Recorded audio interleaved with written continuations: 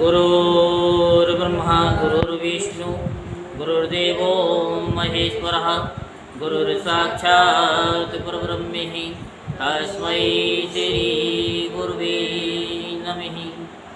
ओम गजाननं भूतगणाधिसेवितं कपितजम्बुफलचारुभक्षणं उमासुतं सौम्यनासिकारिकं नमामि विघ्नेश्वरपादपङ्कजम्। सच्चिदानन्दरूपाय विश्वोत्पत्त्यादिहेतवे तापत्रे विनाशाय श्रीकृष्णाय वयं नमः। बोल वृंदावन बिहारी लाल की जय, बोल बांके बिहारी लाल की जय। आज हम आपको श्रीमद् भागवत महापुराण में राजा परीक्षित की श्रृंगी ऋषि का शाप देने के बारे में आपको विस्तार पूर्वक सुनाएंगे। तो सूत जी कहते हैं कि अद्भुत कर्मा भगवान श्री कृष्ण की कृपा से राजा परीक्षित अपनी माता की कोख में अश्वत्थामा के ब्रह्मास्त्र से जल जाने पर भी नहीं मरे। जिस समय ब्राह्मण के हिसाब से उन्हें डसने के लिए तक्षक आया, उस समय वे प्राण नाश के महान भय से भी भयभीत नहीं हुए, क्योंकि उन्होंने अपना चित्त भगवान श्री कृष्ण के चरणों में समर्पित कर रखा था। कब की बात बता रही है?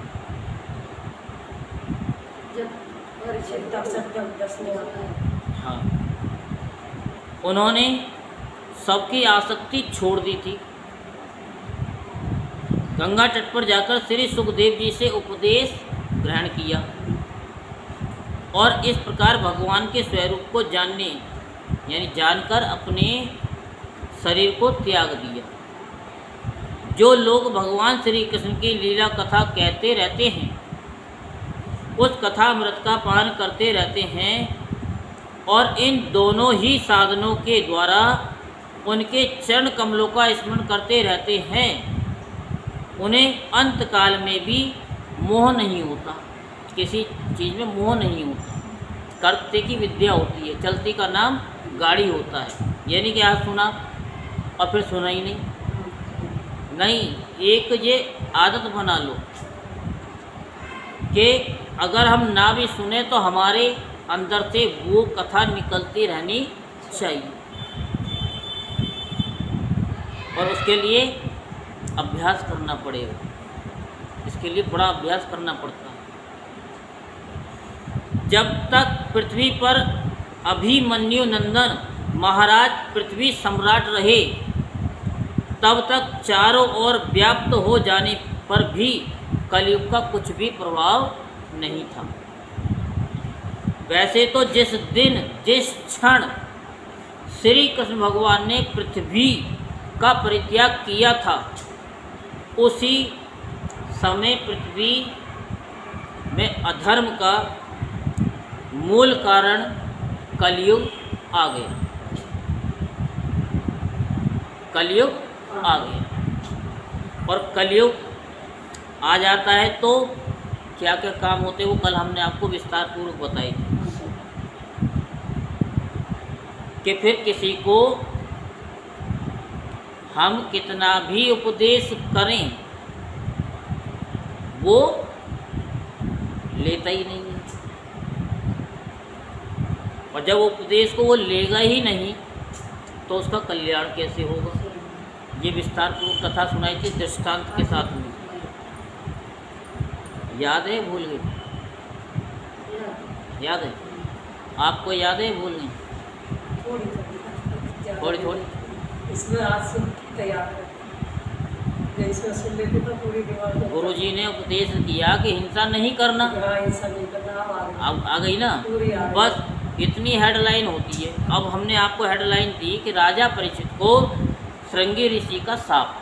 इससे आपको अपना आप पता चल गया कि राजा परीक्षित ने जो समीक ऋषि थे उनके गले में मरा हुआ सांप डाल दिया था। और जब उनके बड़े पुत्र को श्रृंगी ऋषि को पता चला तो उन्होंने वहीं जल लेकर के कहा कि राजा तुमको पता नहीं है कि हम लोगों के अंदर कितनी शक्ति है, तुम जैसे तो हमारे द्वारपाल होते हैं। और जल लेकर के वहीं श्राप दे दिया कि आज से 7वें दिन तुमको ये तक्षक नाग डसेगा। पर इतनी सी कथा है, लेकिन हम इसे आपको विस्तार पूर्वक क्यों कह रहे हैं, तो ये इतनी सी कथा है जो कि हम उसको आप बढ़ा करके बता रहे हैं। इसमें विस्तार से लिखी हुई है ना इसमें भी? हाँ, फिर विस्तार से अपने आप भी कर देते हो तो लंबी हो जाती है।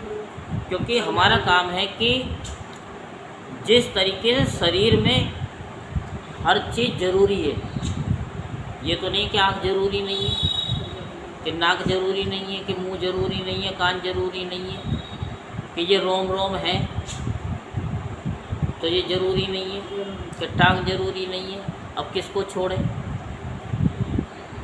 अब हमको तो तक्षक नाग डसेगा नहीं, आप लोगों को तो डसेगा नहीं। जो आपको 7 दिन में ही कथा सुनानी है, आप तो जैसे सूत जी ने, सोनकादि ऋषियों ने कहा कि हमारे पास तो प्राप्त अवकाश ही अवकाश है और हम भगवान के नाम सुनने के लिए बैठे हैं।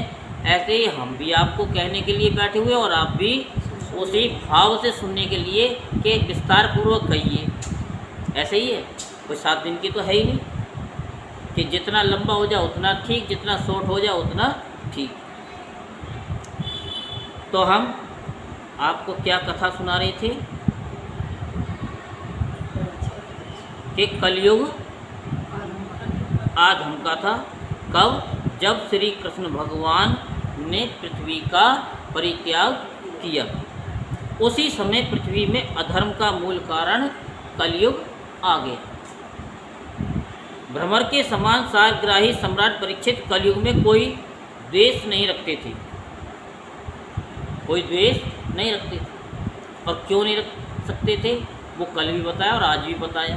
क्योंकि कलयुग का एक ही वो है कि अगर हम शरीर से पाप करेंगे तो उसका फल हमको तुरंत मिलेगा और हमको ही मिलेगा। ये नहीं कि अगर हम करेंगे तो आपको मिलेगा।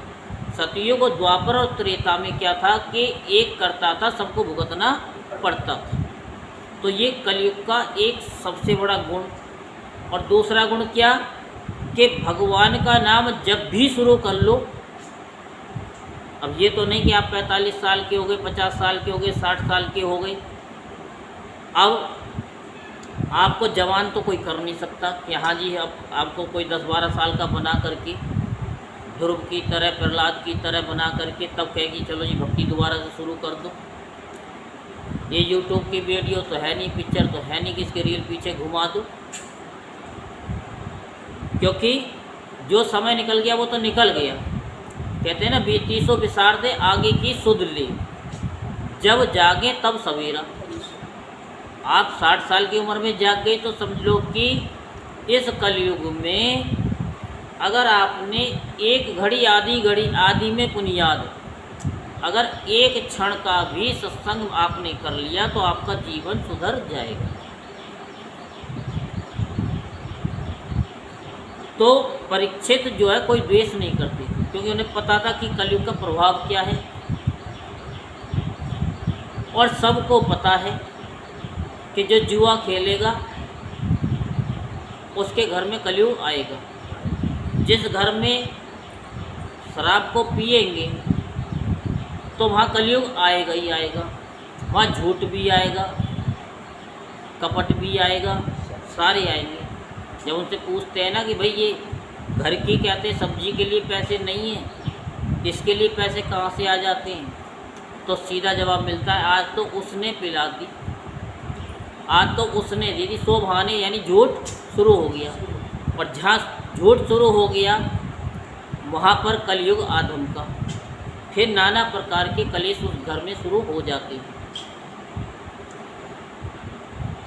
तो इसमें क्या गुण बताया? उन कर्म तो संकल्प मात्र से ही फलीभूत हो जाते हैं, संकल्प लेते के साथ ही। क्योंकि मन में भाव आया कि हमें कथा सुननी है तो सुनने मात्र से ही आपका पुण्य कर्म शुरू हो जाता है। और भगवान भी फिर साथ देते हैं कि मन में आया है तो चलो, ये एक कदम इसने उठाया है तो इसे वहाँ तक मैं पहुँचा देता हूँ। परंतु पाप कर्म का फल शरीर से करने पर ही मिलता है, संकल्प मात्र से नहीं। संकल्प से हम किसी का बुरा करेंगे तो नहीं होगा, क्योंकि संत लोग जो होते हैं, जो साधु होते हैं, जो आप भक्त हैं कथा सुनने वाले प्रतिदिन, इनके अंदर वो शक्ति आ जाती है कि जैसे श्रृंगी ऋषि ने श्राप दिया, उनका तप था कि जल लिया कि आज से 7वें दिन तेरी मृत्यु होगी। और आप भी कथा सुनते सुनते अगर आपके अंदर वो तप आ गया, सही भाव से अपनी कथा को सुन लिया, आपने जो मुंह से बोल दिया वो सत्य हो जाएगा। फिर लोग कहेंगे इसकी काली जबान, जो कहते हैं वही सत्य हो जाता है। बाहर वाले तो बाद में कहेंगे, पहले घर वाले कहेंगे कि ये उल्टा सोचते, उल्टा ही कहते हैं, सही नहीं कहते, क्योंकि उनको दिखाई दे रहा है कि इसके करने से आगे क्या रिजल्ट आने वाला है, और उससे आगाह करते हैं, तो ये वचन सत्य हो जाता है। तो ये भेड़िए के समान बालकों के प्रति शूरवीर और धीर वीर पुरुषों के लिए बड़ा भीरू है। ये प्रमादी मनुष्यों को अपने बस में करने के लिए सदा सावधान रहता है। सौनकादि ऋषियों, आप लोगों को मैंने भगवान की कथा से युक्त राजा परीक्षित का पवित्र चरित्र सुना दिया। आप लोगों ने यही पूछा था। भगवान श्री कृष्ण कीर्तन करने योग्य बहुत सी लीलाएं करते हैं। वेद व्यास जी ने सारे ग्रंथों को लिखा, उन्हें संतुष्टि नहीं मिली, तो नारद जी ने क्या कहा कि तुमने सबको ज्ञान बांटना शुरू कर दिया है। सारे शास्त्रों में ज्ञान ही ज्ञान है, और ज्ञान आज के समय कोई लेता नहीं, क्योंकि ज्ञान किसी को अच्छा लगता नहीं। आप श्रीमद् भागवत की कथा को श्रवण करें, आप देखेंगे कि पहले दिन कोई नहीं वहाँ जाएगा कथा सुनने के लिए, क्योंकि उन्हें पता है कि ये सब ज्ञान देंगे, विधि बताएंगे।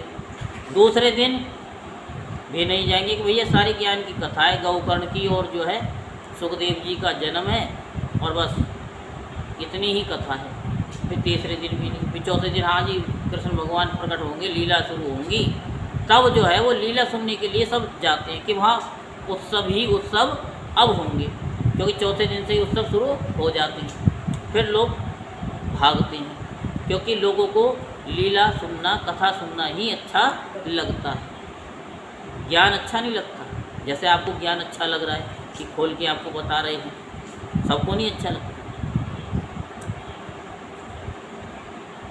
और आपको क्या, सूत जी ने भी यही, सूत जी से भी तो सौनकादि ऋषियों ने कहा कि हमें कथा नहीं सुननी है, हमें तो उसका सार सुनना है।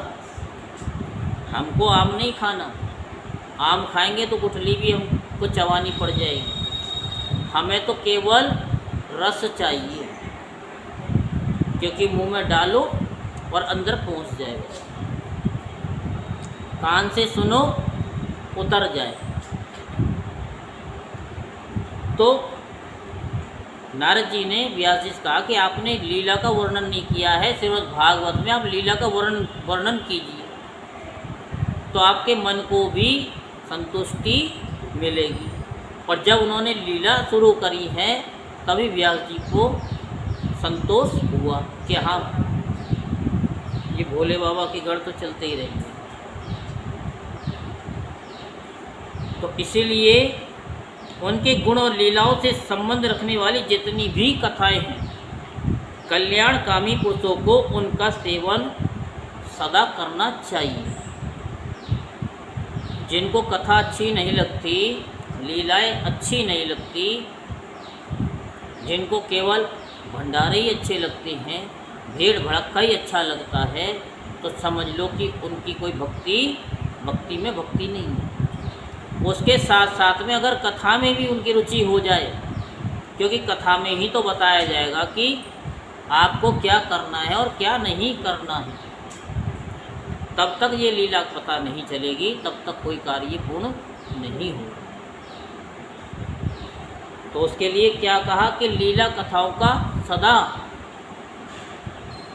सदा श्रवण करना चाहिए, सुनते रहना चाहिए। क्योंकि राजा पृथु ने कितने हजार कान मांगे थे? 10,000 कान मांगे थे कि मुझे 10,000 कानों से कथा सुननी है। लोग तो 2 कानों से गा जाते हैं, अरे क्या वही लीलावती, वही कलावती, वही राजा परीक्षित, वही सुखदेव जी। लेकिन ये नहीं पता कि इनके साथ में वो नई नई चीज़ें निकल करके आती हैं। और वो कौन निकलवाता है? वो टेढ़ा जो खड़ा है, कृष्णा। क्योंकि रावण को मारने के लिए राम पैदा हुए, प्रकट हुए। उसी राशि के अनुसार भगवान भी जन्म ले प्रकट होती है। रावण को मारने के लिए राम पैदा हुए और कृष्ण को मारने के लिए कंस। कृष्ण को, कंस को हमें नहीं पता, अब आपसे ये पूछ रहे। कंस को मारने के लिए कृष्ण प्रकट हुए। कोई नहीं, उल्टा बोलो, लेकिन बोलो तो सही, अच्छा लगता है। क्योंकि रावण को मारने के लिए राम प्रकट हुए और कंस को मारने के लिए कृष्ण। कैसे कृष्ण हो गया? कंस से कृष्ण और रावण से राम। बात समझ में आ रही है कि नहीं आ रही? ये हर एक नहीं बताया कोई। हाँ, तो ये भगवान भी देखते हैं कि ये किस राशि का है।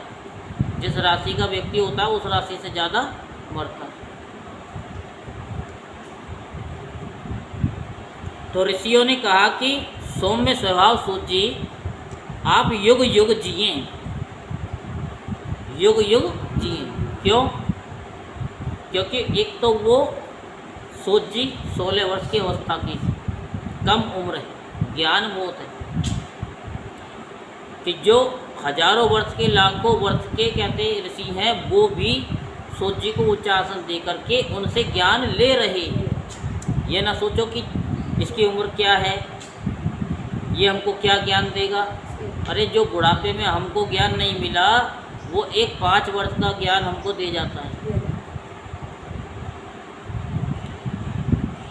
क्योंकि मृत्यु के प्रभाव में पड़े हुए हम लोगों को आप भगवान श्री कृष्ण के अमृत में उज्ज्वल कीर्ति का श्रवण कराते हैं, उज्ज्वल कीर्ति का श्रवण कराते हैं।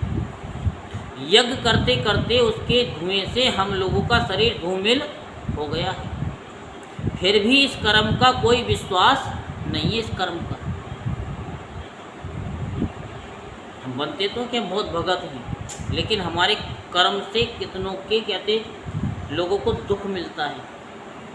हमारी निगाह में तो वो सही है, लेकिन सामने वाले की निगाह में वो सही नहीं है। क्योंकि हम कितना भी गलत करेंगे ना, हमको तो सही नज़र आएगा कि हम जो कर रहे हैं वो सही है, जो दूसरा कर रहा है वो सही नहीं है। इधर आप तो वर्तमान में ही भगवान श्री कृष्ण चंद्र के चरण कमलों का मादक और मधु पिलाकर हमें तृप्त कर रहे हैं। भगवत प्रेमी भक्तों के लव मात्र के सत्संग से स्वर्ग एवं मोक्ष की तुलना नहीं की जा सकती। किसके लव? लव समझते हो ना?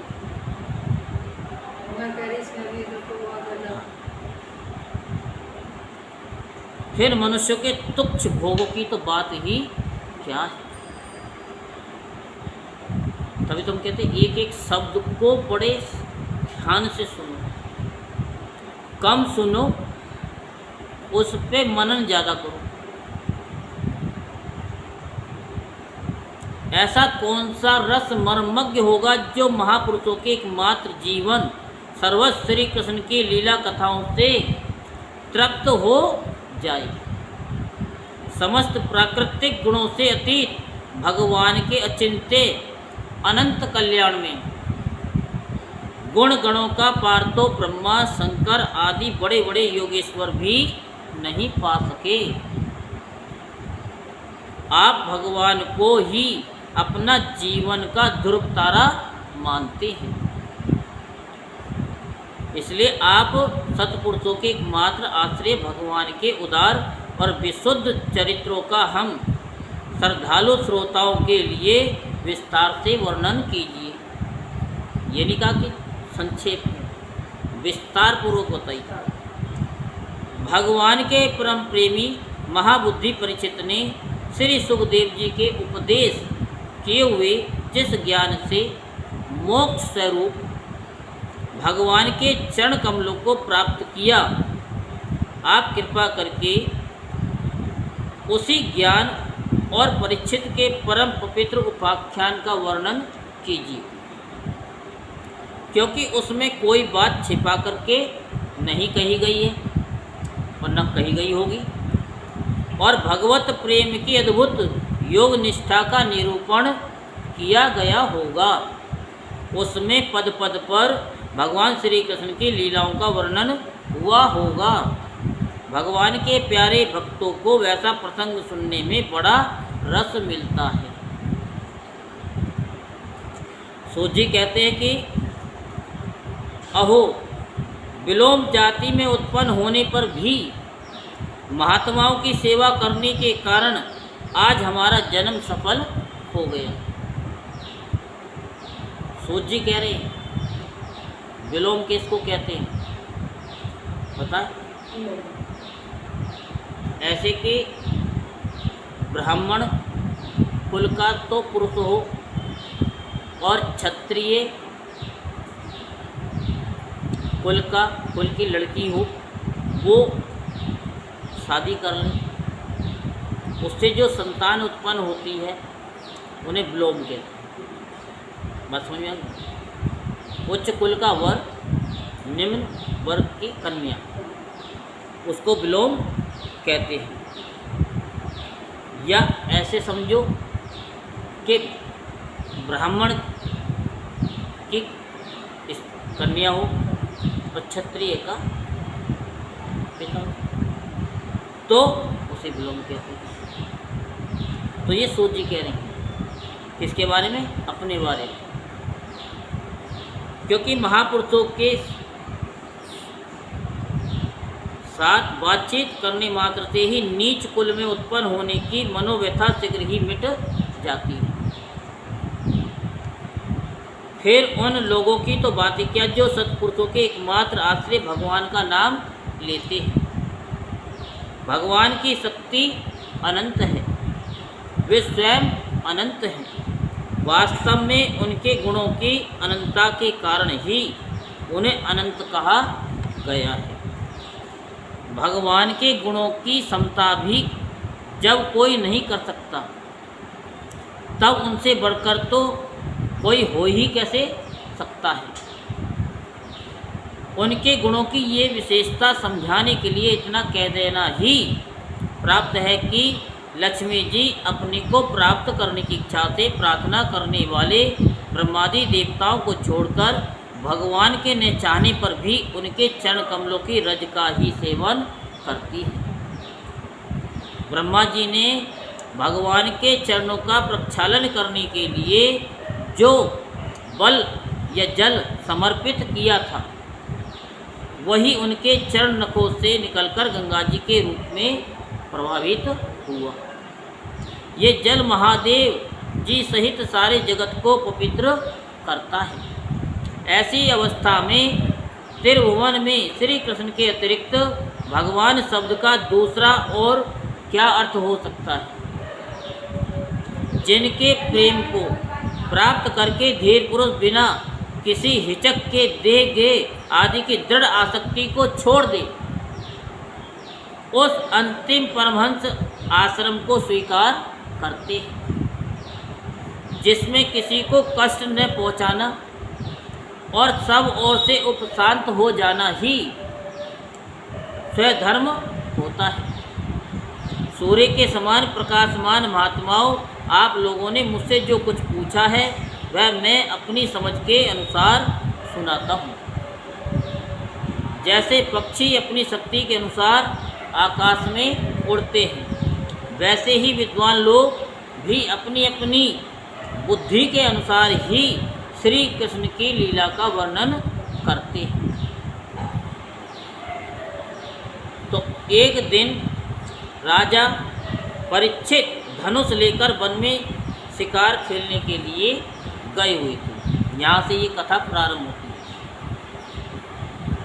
और हरिणों के पीछे दौड़ते दौड़ते वे थक गए और उन्हें बड़े जोर से भूख और प्यास लगी। जब कहीं उन्हें कोई जलाशय नहीं मिला तब वे पास के ही एक ऋषि के आश्रम में पहुंच गए। उन्होंने देखा कि वहाँ आँख बंद करके शांत भाव से एक मुनि आसन पर बैठे हुए हैं। इंद्रिय, प्राण, मन और बुद्धि के अनिरुद्ध हो जाने से वे संसार से ऊपर उठ गए हैं। अगर कोई आँख बंद करके बैठा है तो आप ये ना समझें कि वो बहानेबाजी कर रहा है, कि भगवान को धोखा दे रहा है या हम लोगों को धोखा दे रहा है। ना जाने वो किस लोक में पहुंचा हुआ है। बहुत से टिप्पणी तो बहुत कर देते हैं, अरे ऐसे ही आँख बंद करके बैठा है, ढोंग करता है। लेकिन ये तो उससे पूछो या परमात्मा से पूछो। और जैसे मन में ऐसे विचार आता है तो उन लोगों का पतन निश्चित हो जाता है, कहने की जरूरत नहीं पड़ती।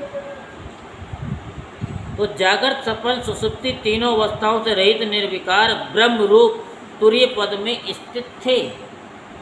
उनका शरीर बिखरी हुई जटाओं से और श्री कृष्ण मृग चर्म से ढका हुआ था। राजा परीक्षित ने ऐसी ही अवस्था में उनसे जल मांगा, क्योंकि प्यास से उनका गला सूखा जा रहा था। जब राजा को वहाँ बैठने के लिए तिनके का आसन भी नहीं मिला और किसी ने उन्हें भूमि पर बैठने को भी नहीं कहा, अब कोई होता तो कहता भी, क्योंकि ऋषि तो ध्यान में थे। अर्घ और आदर भरी मीठी बातें तो कहाँ से मिलती। तब अपने को अपमानित सा मानकर वे क्रोध के वश में हो गए। अब क्रोध के वश में क्यों हो गए ये तो आप जानते हैं, क्योंकि उन्होंने मुकुट धारण किया था और मुकुट भी वो अनीति का था, तो इसलिए उनकी बुद्धि भी खराब हो गई थी। और जब बुद्धि खराब हो जाती है तभी भूख प्यास ज़्यादा लगती है। अब ऐसे समझो कि रोज़ भूख नहीं लगेगी। अगर आपसे कह दो कि आज व्रत है तो फिर भूख लगनी शुरू हो जाएगी और बड़ी तेज़ लगेगी, और उसमें भी चटपटाई चाहिए, उसमें भी चटपटा चाहिए। सारा कुछ खा लेंगे और फिर कहेंगे हमने तो कुछ खाया ही नहीं है, क्योंकि जीभ लपा के मांग छोड़ो। तो वह भूख प्यास से छटपटा रहे थे। इसलिए एकाएक उन्हें ब्राह्मण के प्रति ईर्ष्या और क्रोध हो आया। उनके जीवन में इस प्रकार का ये पहला ही अवसर था कि जब अनीति का मुकुट उन्होंने धारण किया, वो भी पहला ही था। और वहाँ ऋषि के आसन पर गए और उनको क्रोध आया, ये भी पहला ही ईर्ष्या हुई, ये भी पहला ही क्या था, अवसर था। वहाँ से लौटते समय उन्होंने क्रोधवश धनुष की नोक से एक मरा सांप उठा करके ऋषि के गले में डाल दिया। जैसे पिता भीष्म जी ने अधमरे सांप को अपनी नोक से उठा करके ऐसे फेंक दिया, और उन्होंने ये नहीं सोचा कि जब मैं ऐसे फेंक रहा हूँ तो ये कहाँ जाके पड़ेगा, तो वो कीकर के कांटों में जाकर के पेड़ में फंस गए थे। इसीलिए उनको शेष सैया मिली थी। बाणों की सैया, जैसे कांटे चुभते हैं तो ऐसे ही बाण भी चुभते हैं। तो वो गले में उनके डाल दिया और अपनी राजधानी में चले आए। उनके मन में ये बात आई कि इन्होंने जो अपने नेत्र बंद कर रखे हैं, सो ये वास्तव में इन्होंने अपनी सारी इंद्रिय वृत्तियों का निरोध कर लिया है, अथवा इन राजाओं से हमारा क्या प्रयोजन है, यो सोचकर इन्होंने झूठ मूठ समाधि का ढोंग रच रखा है। उन समीक मुनि का पुत्र बड़ा तेजस्वी था। वे दूसरे ऋषि कुमारों के साथ पास ही खेल रहा था। जब उस बालक ने सुना कि राजा ने मेरे पिता के साथ दुर्व्यवहार किया है, तब वह इस प्रकार कहने लगा, ये नरपति कहलाने के लायक नहीं। ये नरपति कहलाने वाले लोग उच्छिष्ट भोजी कौओं के समान संड मुसंड होकर कितना अन्याय करने लगे हैं। ब्राह्मणों के दास होकर भी ये दरवाजे पर पहरा देने वाले कुत्ते के समान अपने स्वामी का ही तिरस्कार करते हैं। ब्राह्मणों ने क्षत्रियों का अपना द्वारपाल बनाया है। उन्हें द्वार पर रहकर रक्षा करनी चाहिए, ना कि घर में घुसकर स्वामी के बर्तनों में खाने का उसे अधिकार नहीं है। उन मार्गगामियों के शासक भगवान श्री कृष्ण के परम धाम पधार जाने पर इन मर्यादा तोड़ने वालों को आज मैं दंड देता हूँ। मेरा तपोबल देखो। अपने साथी बालकों से इस प्रकार कहकर क्रोध से लाल लाल आंखें वाले उस ऋषि कुमार ने कोस की नदी के जल से आचमन करके अपनी वाणी रूपी वज्र का प्रयोग किया। वाणी रूपी वज्र का, क्योंकि वैसे वज्र का तो घाव भर जाता है, लेकिन वाणी का वज्र से कभी कोई घाव भरता नहीं। 7 पीढ़ी क्या कितनी पीढ़ी चली जाए भरेगा नहीं। कुलंगार परीक्षित ने मेरे पिता का अपमान करके मर्यादा का उल्लंघन किया है, इसलिए मेरी प्रेरणा से आज के 7वें दिन उसे तक्षक सर्प डस लेगा। इसके बाद वह बालक अपने आश्रम पर आया और अपने पिता के गले में सांप देखकर बड़ा दुख हुआ और वह जोर जोर से रोने लग गया। और उसकी आवाज़ सुनकर के समीक मुनि ने अपने पुत्र का रोना चिल्लाना सुनकर धीरे धीरे अपनी आंखें खोली। जैसे हम बताते ना, ऐसे ऐसे करके आंखें खोली। क्योंकि आप जानते हैं, आपको कथा भी सुना रखी है, जब श्री कृष्ण भगवान भागे थे ना, गुफा में जाके छिप गए थे, तो एक सो रहा था। तो जैसे ही वो उसने देखा तो वो सामने जो था, जो भगवान के पीछे पीछे भाग रहा था, वो भस्म है, वो भस्म हो गया। तो ऐसे ही जब हम देखते हैं तो हमारी जो ऊर्जा है वो सामने वाले के पास चली जाती है। वो भस्म तो नहीं होगा, लेकिन जो हमारी पूजा है वो उस पर ट्रांसफ़र हो जाती है। इसलिए जब भी हम कोई पूजा करते हैं तो अपने हाथों को पहले देखते हैं, क्योंकि ये आशीर्वाद ब्राह्मणों से संतोष से कैसे लेते हैं, ऐसे ही लेते हैं। लक्ष्मी जी कैसे आशीर्वाद दे रही हैं, राम जी कैसे खड़े हुए हैं, माता कैसे खड़ी हुई है, जितने भी भगवान हैं ऐसे खड़े हुए हैं ना, आशीर्वाद देती हूँ। क्योंकि वो तप के बल से और जो हमारी दृष्टि इन पे पड़ती है तो सारा तेज हमारे इस पे आ जाता है। इससे वो धीरे धीरे धीरे धीरे करके बहती। जैसे गंगा जी ऊपर से आई और भोले बाबा की जटाओं में समाई, उसके बाद वे धरातल पर आई। और अगर एकदम आ जाती तो कहाँ पहुँच जाती, पाताल पहुँच जाती। तो धीरे धीरे ऋषि ने आंखें खोली और देखा कि उनके गले में एक मरा सांप पड़ा है। उसे फेंककर उन्होंने अपने पुत्र से पूछा, बेटा तुम क्यों रो रहे हो? किसी ने तुम्हारा अपमान कर दिया है क्या? उनके पूछने पर बालक ने सारा हाल बतला दिया।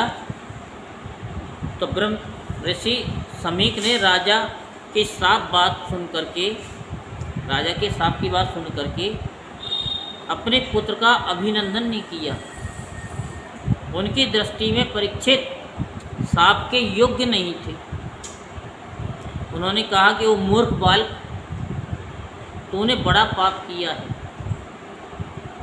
बड़ी दुख की बात है, उनकी छोटी सी गलती के लिए तूने इतना बड़ा दंड दे दिया। तेरी बुद्धि अभी कच्ची है। तुझे भगवत स्वरूप राजा को साधारण मनुष्यों के समान नहीं समझना चाहिए, क्योंकि राजा के दूसरे तेज से सुरक्षित और निर्भय रहकर ही प्रजा अपना कल्याण संपादन करती है। जिस समय राजा का रूप धारण करके भगवान पृथ्वी पर नहीं दिखाई देंगे, उस समय चोर बढ़ जाएंगे और अरक्षित भेड़ों के समान एक क्षण में ही लोगों का नाश हो जाएगा। राजा के नष्ट हो जाने पर धन आदि चुराने वाले चोर भी पाप करने लगेंगे। उसके साथ हमारा कोई संबंध न होने पर भी वह हम पर भी लागू होगा, क्योंकि राजा के न रहने पर लुटेरे बढ़ जाते हैं और वे आपस में मारपीट गाली गलौज करते हैं। साथ ही पशु, स्त्री और धन संपत्ति भी लूट लेते हैं। उस समय मनुष्यों का वर्णाश्रम चार युक्त वैदिक आर्य धर्म लुप्त हो जाता है। अर्थ, लोभ और काम वासना के विवश होकर लोग कुत्तों और बंदरों के समान वर्ण संकर हो जाते हैं। सम्राट परीक्षित तो बड़े ही यशस्वी और धर्म धुरंधर हैं। उन्होंने बहुत से अश्वमेध यज्ञ किए और वे भगवान के परम प्यारे भक्त हैं। वे राजऋषि भूख प्यास से व्याकुल होकर हमारे आश्रम पर आए थे। वे साप के योग कदापि नहीं थे। इस नासमझ बालक ने हमारे निष्पाप सेवक राजा का अपराध किया है। सर्वात्मा भगवान कृपा करके इसे क्षमा करें। बच्चे को कहा कि क्षमा करें भगवान। भगवान के भक्तों में भी बदला लेने की शक्ति होती है, परंतु वे दूसरों के द्वारा किए हुए अपमान, धोखेबाजी, गाली गलौज, आक्षेप और मारपीट का कोई बदला नहीं लेते। और जब बदला नहीं लेते हैं तो उसका बदला परमात्मा लेते हैं। महामुनि समीक को पुत्र के अपराध पर बड़ा पश्चाताप हुआ। राजा परीक्षित ने जो उनका अपमान किया था उस पर तो उन्होंने ध्यान ही नहीं दिया। महात्माओं का स्वभाव ही ऐसा होता है कि जगत में जब दूसरे लोग उन्हें सुख दुख आदि द्वंद्वों में डाल देते हैं तब भी वे प्राय हर्षित या व्यथित नहीं होते, क्योंकि आत्मा का स्वरूप तो गुणों से सर्वदा परे है। बोल वृंदावन बिहारी लाल की, बोल बांके बिहारी लाल की। तो कल आपको राजा परीक्षित का अनशन व्रत और सुखदेव जी का आगमन के बारे में सुनाएंगे। और इधर समीक ऋषि जो है राजा के दरबार में पहुंचते हैं और उनको अपने पुत्र के श्राप के बारे में बताते हैं कि राजा, अब उस बच्चे ने आपको श्राप दे दिया है कि आज से तुझे तक्षक नाग डसेगा। ये आशंका तो उनको पहले भी हो चुकी थी राजा को, क्योंकि जैसे राजा राजमहल में आया था तो उसने अपना मुकुट जैसे ही उतारा था तो उसकी बुद्धि एकदम निर्मल हो गई और उन्होंने कहा कि मैंने एक ब्राह्मण का अपमान कर दिया है, एक राज ऋषि का अपमान कर दिया है, इसके लिए तो मुझे पश्चाताप करना पड़ेगा। भगवान कोई ऐसी युक्ति करे, भगवान कुछ मेरे लिए ऐसा करे जिससे कि मैं इसका पश्चाताप कर सकूं। मैं बहुत समय से अब इस संसार में आसक्त था, अब से मेरी निवृत्ति हो जाए। तभी समीक ऋषि वहाँ पहुँच जाते हैं और बताते हैं कि भाई राजा जी, ऐसा है कि आप अपने उद्धार के लिए कोई यत्न कर लो जिससे आपका उद्धार हो जाए। क्योंकि जो श्राप दे दिया वो वापस तो आएगा नहीं। लेकिन अब हमने आपको अवगत करा दिया है। अब जब अवगत करा दिया तो उनके पिता को भी, उन समीक ऋषि को भी उसका दोष नहीं है, क्योंकि उन्होंने सावधान कर दिया। तो जब सुन कर के राजा ने कहा कि ये मुझे बड़ी खुशी मिल रही है कि आज से 7वें दिन मुझे तक्षक नाग डसेगा और मेरी मृत्यु होगी, इससे पहले मैं कुछ यत्न कर लूँ। ये भी मुझे आपने आकर के बता दिया, आपका बहुत बहुत धन्यवाद है, साधुवाद है। तो इस तरीके से उन्होंने कहा। ये आपको हमने शॉर्ट में भी विस्तार से भी बता दिया और फिर कभी आपको सत्संग के माध्यम से भी बता देंगे, सत्संग करके भी। तो यही राधे राधे तो बोलना ही पड़ेगा। जय जय श्री राधेश्याम, जय जय श्री राधेश्याम, जय जय श्री राधेश्याम।